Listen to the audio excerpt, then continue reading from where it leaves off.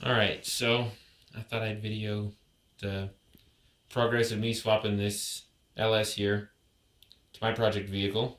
I've noticed that there have been quite a few people who've gotten popular on YouTube lately. Some 20-some-year-old guys working on a low budget, making some power with some Hondas.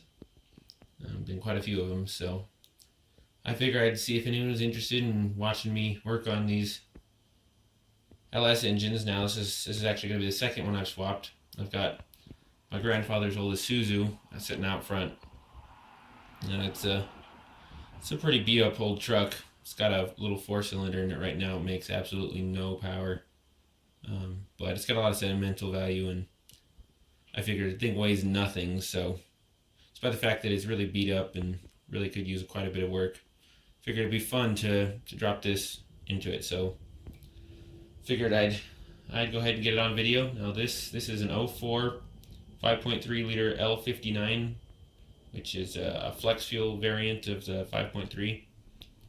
Now, like I said, I have swapped one other LS before. It was an LM7 out of an '01 is into my off-road truck, big '87 Blazer. But I was happy I managed to find this at our local junkyard. It's a little bit newer, despite what a lot of people think about it. I'm quite happy with this one. As you can see, it's got the drive-by-wire throttle, which I'm excited about. Plus, the flex fuel option should be interesting. I mean, there's not a lot of places for me to get E85 where I go to school. There are a couple here in Albuquerque where my parents live, but we're gonna see about putting some boost to this thing. So having the option for running flex fuel would be awfully nice.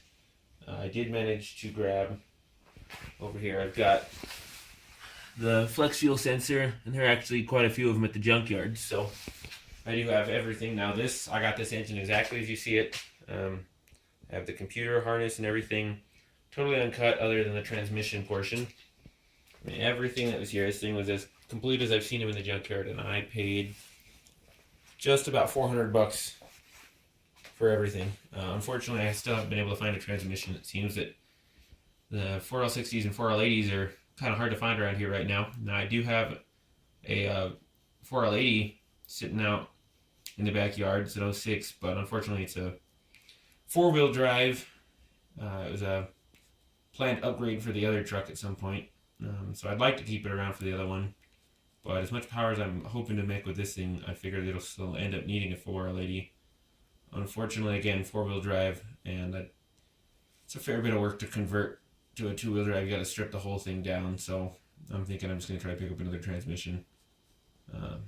Hopefully in the next week or so. I have found a couple, just a little bit more than I want to spend. Now that's my main thing. Is I've been doing this on a pretty low budget. Like I've got two jobs to help pay for all this stuff, but I mean, still working part-time as a student. I really don't have the serious funds to be blowing like some of the guys on YouTube do. So I thought it'd be interesting to see what people thought about my attempts at having fun on a pretty modest budget. So far, this thing's been pretty good. I have had one issue with it. I don't know how you're able to see. Now, I've got all the spark plugs pulled out now, but this number 4 right here actually still had a busted off spark plug in it when I pulled the engine. It's not something I had noticed when we pulled it out. I got home and I found it. Had to be a little bit concerned, but I bought some of these spiral extractors, and took me a fair bit of muscle. I ended up breaking a couple of my adapters trying to find something to drive that with, since that little tap handle wasn't big enough. I ended up using a crescent wrench and a huge cheater bar, but I got it out. Now I'm gonna have to make sure there's nothing down in the cylinder, so my plan for that is to actually use this shot vac over here and an air compressor, blow some air in through the spark plug hole with the exhaust valve open, and then have the shop vac on the exhaust, hoping to pull anything out that gets sucked in. So I'm gonna go ahead and do that. My plans for tonight, it's a little late. It's really dark outside. I'm having to use some lights over here. Plan for tonight though is to get the exhaust manifold back in after I try vacuuming out that hole. And then I'm gonna go ahead and power up the computer, make sure the fuel pump relays click on everything, give me some indication that the thing's actually working. And I have an OBD2 port and an OBD2 scan gauge I'm going to hook up to it to see if I can get anything from it. And then I might actually just spin the starter over real quick, make sure the starter actually works. Right now it doesn't have any oil in it, so I'm not going to try to start it, and I'm not going to spin it for very long, but it should still have oil on the bearings and everything. It hasn't been sitting that long. I pulled it out of the junkyard a day after it went in. So I still really don't even know that the thing runs. Really, my main interest is finding out that it is good running engine. So I got it on the stand here. We're going to try running it tomorrow. I'm going to make a setup for putting some fuel pressure to it using an air compressor and some pipe fittings as well. I've seen a couple of guys do it on the internet. I plan on doing all the harness and programming myself. I'm trying to find someone with a copy of EFI Live so that I can, or HP tuners, so that I can program the computer. I'm a little hesitant to send it off to people. It starts getting expensive when you start sending these computers out left and right, and at least a lot of the lower buck guys that do it don't really seem to be all that attentive to detail. So I'd rather work on that myself. Now there are definitely, the one guy I had programmed my last computer is like $60, $40, and the thing works perfectly fine, but the speedometer is not quite right, which I gave him everything he should have needed to get it right.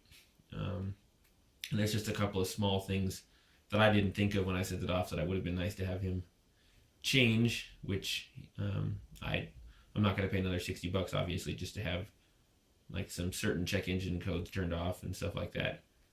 If I get software myself, I can really have some control over that. So I'm going to try to do that this time instead of setting the computer off.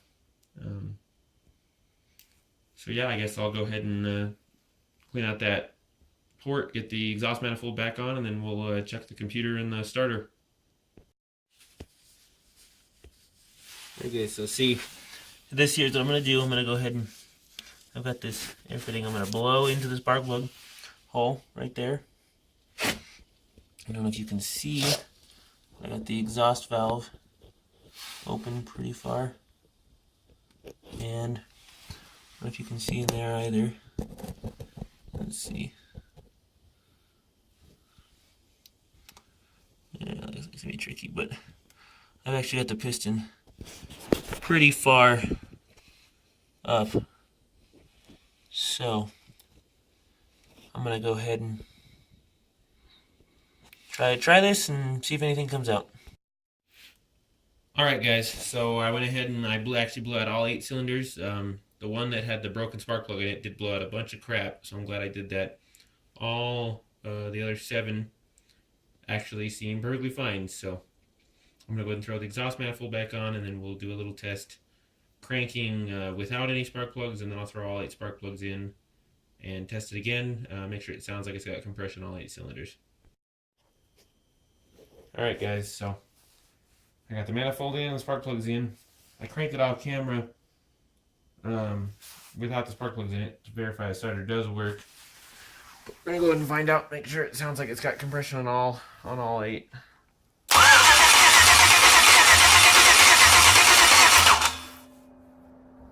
it seems like it sounds pretty good, so just gonna have to wait for tomorrow when I can build the fuel setup. I'll show you guys how I'm going to do that, and also put some oil in it, and we'll go ahead and try to get it started. I haven't got VATs unprogrammed right now, so it won't run for more than about a second, but it'll be nice to hear it fire. And once I hear it fire at least one one cylinder, I mean, go ahead and start working on pulling the engine out of the Isuzu.